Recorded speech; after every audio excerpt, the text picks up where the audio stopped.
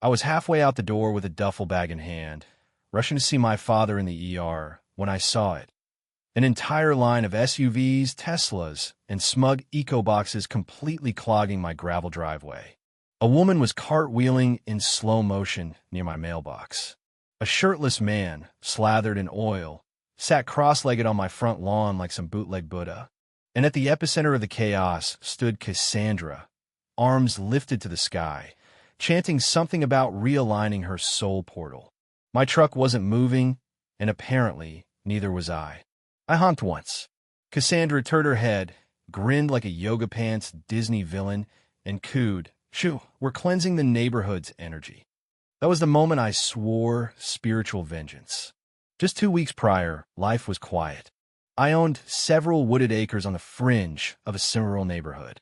My long gravel driveway twisted past trees to a modest cabin. It was peaceful, private, just the way I liked it. My neighbors were retired, kept to themselves, and respected boundaries. But then she moved in. Cassandra. She bought the house next door and announced her arrival by hanging a massive sign from her porch. The Awakening Nook, cleanse. Elevate. Manifest. That should have been my first clue. The second came when I found a bundle of burning sage on my porch with a note. For your negative energy. No need to thank me. I try to be civil. Cassandra claimed she was a holistic influencer and lifestyle alchemist, which I quickly decoded as unemployed with a YouTube channel. She said she ran weekend retreats on her property. I didn't care, so long as her guests didn't step onto mine. My land was clearly marked with private property signs. My driveway. Not a shortcut. Not a shared space. Not open for business. That first weekend, cars park along the roadside. Mildly annoying but tolerable. The second, people stretched across my driveway. One woman picnicked under my mailbox. I politely asked her to move. Cassandra brushed me off, waved a lemon water bottle at me, and chirped, "We're all one with the land, neighbor. You're part of this too." By the third weekend, I'd had it. My driveway was blocked twice in 1 week. When I confronted Cassandra, she told me to practice deep breathing and offered a free yoga session. I declined, firmly. Then came the weekend, everything changed. Friday morning, my brother called. Our father collapsed, now in the ER 3 towns over. I threw clothes in a bag, jumped in my truck, and sped home to pack an overnight kit. I didn't notice the parked cars until I turned the final corner.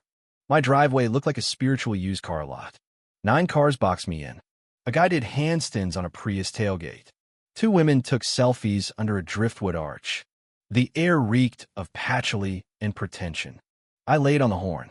Nothing. I rolled down the window and yelled. Cassandra, arms lifted to the sun, one eye open, calmly said, "This is a sacred moment. Can you come back later?" I could have lost it. I didn't. I took a deep breath, snapped some photos, and drove across my lawn, tearing up her solar lanterns as I went. Dad turned out okay. Dehydration, blood pressure spike. But that night, sitting in the hospital, scrolling my phone, I had a revelation. A college buddy of mine, Jesse, ran a monster truck club. Years ago, I helped him win a zoning dispute. He once told me, "If you ever need the favor returned, just say the word."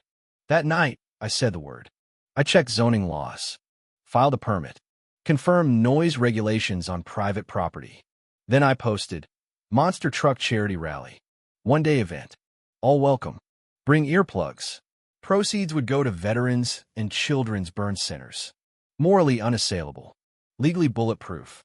The next morning, I delivered Cassandra an official notice. Event plans, permits, and a note. "Heads up, Cassandra. My driveway will be in use this weekend. Hope your guests are good at downward dodging." She tried to smirk it off, but her left eye twitched when she saw the permit seal. I hadn't even told her the lineup yet. 5 trucks. Names like Scrap Dragon, Grave Hopper, Blunderbuss Betty, Torquezilla, and the headliner, El Toro Supreme, complete with flame decals and a horn that played AC/DC. This wasn't just revenge. It was strategic justice. Jesse was thrilled. He hadn't crushed anything spiritually smug in years. He lined up the trucks, coordinated with local law enforcement for crowd safety, and got a food truck vendor who sold ribs and fried Oreos from a trailer shaped like a pig. Every permit was signed. Every code was met. 2 days before the rally, I dropped the final notice in Cassandra's mailbox. She showed up barefoot on my gravel, draped in a tunic, clutching the paperwork like a burning scroll. "You can't do this. This is a healing sanctuary." "It's private property," I replied calmly. "Zoned for events. Community exemption. Also, maybe park your guests legally next time." She sputtered. "It's noise pollution. You're disrupting sacred energy." Funny. That's how I felt when a shirtless guy was chanting over a bongo outside my bedroom. She stormed off. The next few days, random inspectors dropped by. One asked about water runoff, another about my shed. I welcomed them all with documentation. Cassandra even sent a cease and desist letter via a lawyer who smelled like incense and desperation. I handed him the permits and said, "Tickets are free. Suggested donation. We're selling shirts too." The day before the rally, Cassandra posted all over the neighborhood Facebook group, warning of carnage, pollution, and endangered meditations. One neighbor replied, "Will there be ribs?" followed by fire emojis. People picked sides. Most picked mine. Saturday morning came loud and early. Food trucks rolled in first, then the fire department crew, then the trucks. One by one, thunder on wheels. Jesse waved from across the field. Time to wake the neighborhood. At 8:30, the engines roared. Dust rose. Birds fled. Cassandra's guests flinched in their cross-legged poses. She stood at the front, pretending nothing was happening. Then the horn sounded, a mangled eye of the tiger echoing off hills. Cassandra's eyes popped open as 5 monster trucks growled to life. I raised a coffee mug and waved. She stormed over. "This is a spiritual ceremony." "So is this," I said, pointing to the charity flyer. "We're raising money for sick kids and vets." Her face turned crimson. Blunderbuss Betty launched off a ramp, landed with a thud that toppled her decorative rock towers. Dust flew. Yoga mats fluttered. She called the sheriff. He arrived, my cousin Rick. After checking permits, he said, "Ma'am, they're fully authorized." Also, El Toro Supreme is raising funds for a prosthetic leg. You may want to reconsider. Cassandra slammed her door so hard her wind chimes rioted. We had events every hour. Ramp jumps, tire pulls, donut contests, and a yoga mat pancake stunt.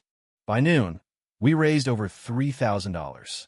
One guy bought a shirt that read, "Namaste this," with a burnout lotus. Cassandra's retreat disintegrated. Guests left. Some asked for refunds. Her sacred space? A dust bowl of defeat. By sunset, only 3 guests remained. One Googled refund policies. The next morning, I awoke to silence.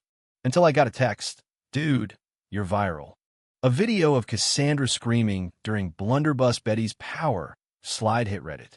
Her meltdowns were meme-ified. She became Cranky Chakra Cassandra. News outlets picked it up. Her website flooded with 1-star reviews. Within a week, her business collapsed. She filed a lawsuit, emotional damage, chi disruption, property trauma. My lawyer Barbara, a courtroom beast, presented our ironclad defense.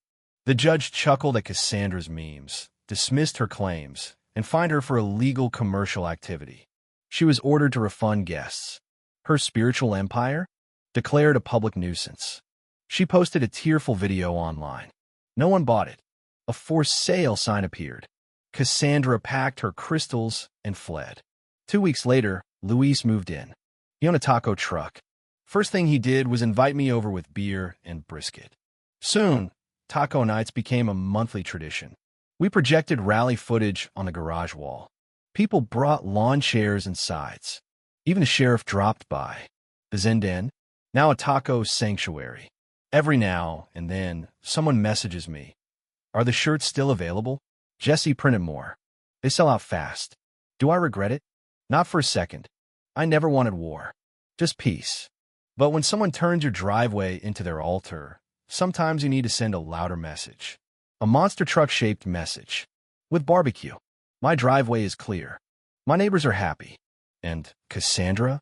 She taught me that even the quietest neighbor might just have the biggest engine. Especially when you block the wrong driveway.